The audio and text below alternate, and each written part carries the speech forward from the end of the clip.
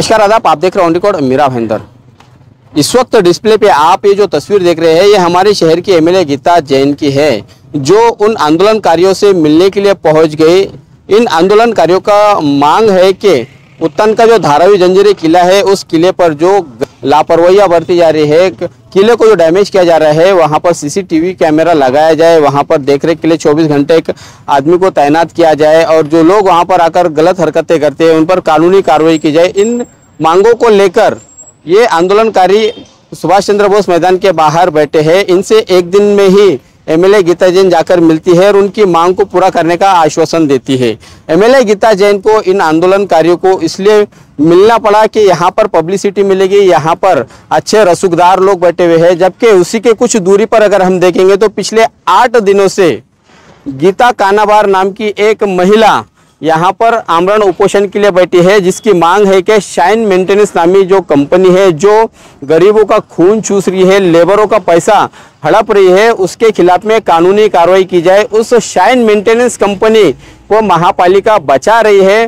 Police कानूनी कार्रवाई करना तो चाहती है, लेकिन महापालिका की तरफ से रिलेवेंट डॉक्यूमेंट नहीं दिए जा रहे हैं, जिसके चलते गीता यहाँ पर 8 दिनों से बैठी है, जो कि हमारे ही राज्य के मुख्यमंत्री एकनाथ शिंदे की लाडली बहन नहीं है, ऐसा साफ पता चलता है। शायद हमारे शहर के नेता जो पब्लिसिटी के भूखे रहते हैं उन्हें भी इस लाडली बहन की याद नहीं आई है।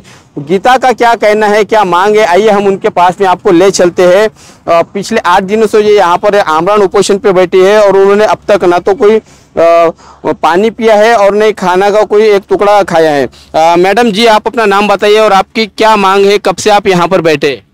मेरा नाम गीता हेमंत कानाबार है और मैं आज 8 दिन हुआ है। 7वें दिन में मेरी हालत बहुत ख़राब हो गई थी, तो मैं हॉस्पिटल गई थी और मुझे ग्लूकोज चढ़ाया। फिर से वापस मैं यहाँ पे बैठी और मैं बोली आंदोलन में जारी रखूँगी। जी जी, तो आपके क्या मांग है, किस बात को लेकर आप यहाँ पर आंदोलन कर रहे हैं? मेरी सिर्फ यही मांग है कि हम लोग को न्याय मिले। और हम लोग मतलब कौन लोग, कौन है, आप कहाँ पर रहते हैं, क्या करते हैं और किसके खिलाफ में आप यहाँ पर उपोषण कर रहे हो, पूरा बताइए। मतलब हम शौचालय वाले हैं, जो सार्वजनिक शौचालय रहते हम लोग वो है, और हमारे साथ 140 लोग हैं, जहाँ पे हमारी ये महिला यहाँ पे बैठी है। आते जाते सब लोग मिलके जाते रहते, शाम को सब लोग दिखते, सब लोग आते, लेकिन हम सब का एक ही मांग है कि उनके ऊपर गुनाह दाखिल हो। नगर पालिका वाले ने ये लेटर दिया है कि उनके ऊपर गुनाह दाखिल किया जाए, लेकिन पुलिस वाले जो है वो अपना काम बराबर नहीं कर रहे। आज 8 दिन हो गए और नगर पालिका में से जो लेटर दिया है कि उनके ऊपर गुनाह दाखिल होना चाहिए, जो कि वो 8 महीने पहले दिया है, तो हम लोग ने बोला कि हो जाएगा, 8 महीने पहले दिया तो हो जाएगा अभी तक, लेकिन ये लोग कोई ध्यान नहीं दे रहा है, ना ही कुछ करना चाह रहे लोग।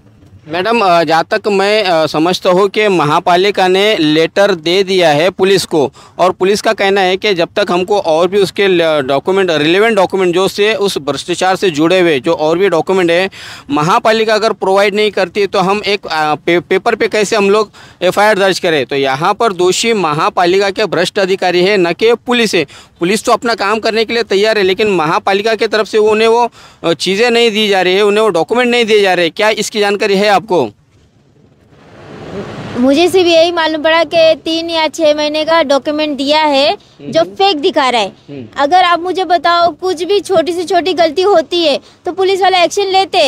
आज 6 महीने का पूरा उनके पास पुरावा है, कुछ भी है, छोटा मोटा कुछ भी धांधली हुई है, आपको मालूम है, तो आप छोटे मोटे धारा लगा के मुझे यहाँ से उठाओ, क्यों नहीं कर रही है ये सब? तो ठेकेदार को कौन बचा रहा है, पालिका बचा रही है या पुलिस बचा रही है? आपका क्या मानना है? मुझे तो अभी ऐसा ही लग रहा है। पहले मुझे लग रहा था कि नगर पालिका हमारे साथ नहीं है या फिर काम नहीं करे, लेकिन नगर पालिका अपने हिसाब से सब डॉक्यूमेंट दे चुकी है और पुलिस वाले अब हमारे साथ नहीं है। मैडम, ये कहीं आप लोगों को उस ठेकेदार के खिलाफ में किसी ने कुछ अलग तरीके से तैयार तो नहीं किया है, या फिर इस जबान में कहा जाए कि आप यहाँ पर सुपारी लेकर बैठे हैं उस ठेकेदार के खिलाफ में, इस पर क्या कहेंगे आप? मैं किसकी सुपारी लूँ? मैं तो एक आम इंसान हूँ, मैं कर्मचारी हूँ, मैं सुपारी क्यों लूँगी? और सुपारी लेने वाले क्या वो मतलब बोलते कि बहुत, वो मुझे नहीं मालूम है, सुपारी अपने को नहीं आता। हमारा सिर्फ एक ही मांग है कि उसके ऊपर गुनाह दाखिल हो। सुपारी तो उन लोग ने ली है मेरी, जो मरे तो मरने दे, कोई देखने वाला आने वाला नहीं है। तो उस बार उसने लिए तो वो उसको खिलाते, मुझे मत बताओ। वो ठेकेदार ने क्या ऐसा किया है कि जिसके चलते उसके ऊपर कानूनी कार्रवाई की आप बात कर रहे हैं? क्या किस तरीके का उसने भ्रष्टाचार किया है? उसने मतलब कैसा 140 लोगों का अकाउंट में पैसा डाला ऐसा दिखाया है, जो कि नहीं डाला। और उन लोगों ने ये भी बताया कि पैसा हम लोग को दिया गया है। हाँ दिया है, 2-3 हज़ार, 3-4 हज़ार, 10 हज़ार से नीचे दिया गया है। और नगर पालिका में अकाउंट ये दिखाई दे रहा है कि 18-18 हज़ार रुपये सब लोगों को पेमेंट दिया गया है। तो कहाँ है? सब लोग की बैंक स्टेटमेंट सब लोग की है, 140 लोग की बैंक स्टेटमेंट है मेरे पास, मैं आपको दिखा सकती हूँ। उसमें एक को भी आज तक पैसे नहीं डाला। उसका टेंडर भी गया, जब उसका टेंडर था तब 1 रुपये भी हम लोग को मिला नहीं है। ठीक, आप पिछले 8 दिनों से यहाँ पर आमरण उपोषण कर रहे हैं, तो महानगर पालिका की तरफ से आपके साथ में कोई बातचीत हुई है? पुलिस की तरफ से कोई बातचीत हुई है कि ठीक है भाई हम कुछ करते हैं उस ठेकेदार को लेकर या आपकी मांग पूरी करने को लेकर? नहीं, नगर पालिका यही बोलती कि हम लोग ने बता दिया, उनको दे दिया है पुलिस वाले को कि गुना दाखिल किया जाए, पेपर है गुना दाखिल किया जाए। लेकिन पुलिस वाले की तरफ से कोई अभी तक रिपोर्ट नहीं आई है। वो ऐसे बोले 2 साल का। अरे भाई 2 साल का क्यों? मरने के लिए यहाँ पे बिठाया मेरे को आपने।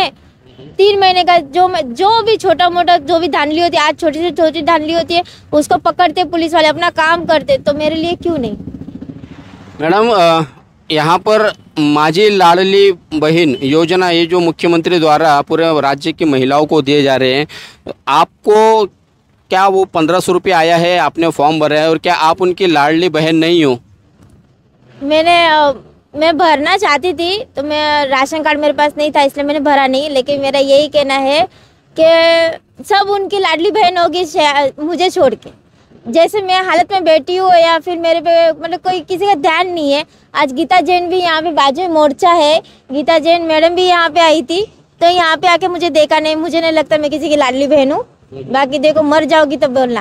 अच्छा, मतलब बाजू में एक दूसरा जो आंदोलन चल रहा है उसको लेकर वो गीता जैन वहाँ पर गई थी, आपको उन्होंने मिले भी नहीं, पूछे भी नहीं, है ना? क्यों? आप गरीब हो, आप छोटे हो, आपकी मांग जो ठेकेदार के खिलाफ कार्रवाई को लेकर है, ऐसा कुछ लगता है आपको?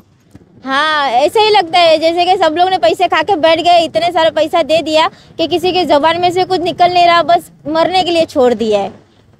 जी, आपका क्या नाम है और क्या कहेंगे आप इस आमरण अनशन को लेकर? राजेश्री नितेश शिवगढ़ है।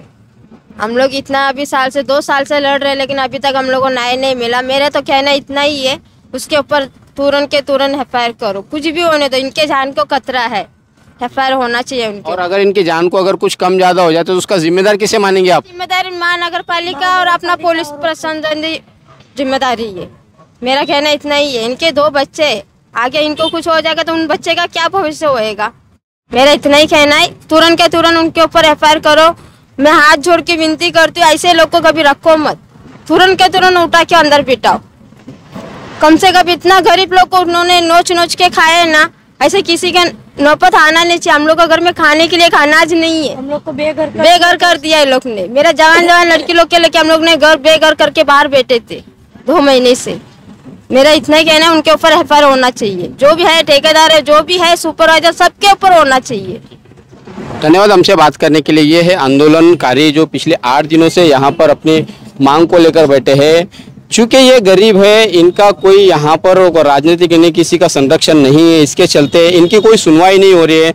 महानगर पालिका भी इनको लेकर किसी प्रकार की कोई कार्रवाई नहीं कर रही है। मनपा आयुक्त संजय काटकर पर भी यहाँ पर सवाल उठते हुए दिख रहे हैं कि वो हमेशा जहाँ कहीं पर भी जाते हैं ऐलान करते हैं, वहाँ पर वो बड़े जोरों शोर से कहते हैं कि वो भी बहुत छोटे और गरीब घर से आए हैं। तो क्या उनको इन गरीबों का दर्द नहीं समझ में आता है? मनपा आयुक्त तो क्या राजनेताओं के कठपुतली बनकर ही रहेंगे? इनकी जो यहाँ पर मांग है कि पिछले 8 दिनों से यहाँ पर बगैर पानी पिए, बगैर खाना खाए आमरण उपोषण पे बैठे हुए हैं, ठेकेदार के खिलाफ में कार्रवाई करने की मांग कर रहे हैं।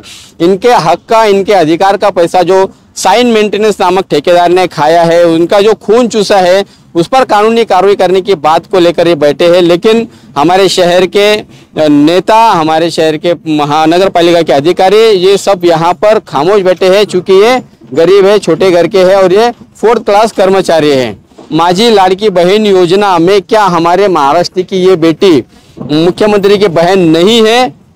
क्या यहाँ के जो हमारे नेता है उन्हें इसका दर्द नहीं दिखाई दे रहा है और ये कब तक यहाँ पर बैठेगी और कब तक पुलिस या चाहे महापालिका उस ठेकेदार को बचाते रहेगी या फिर इन्हें अपनी जान से हाथ धोना पड़ेगा, ये आने वाले समय में पता चलेगा।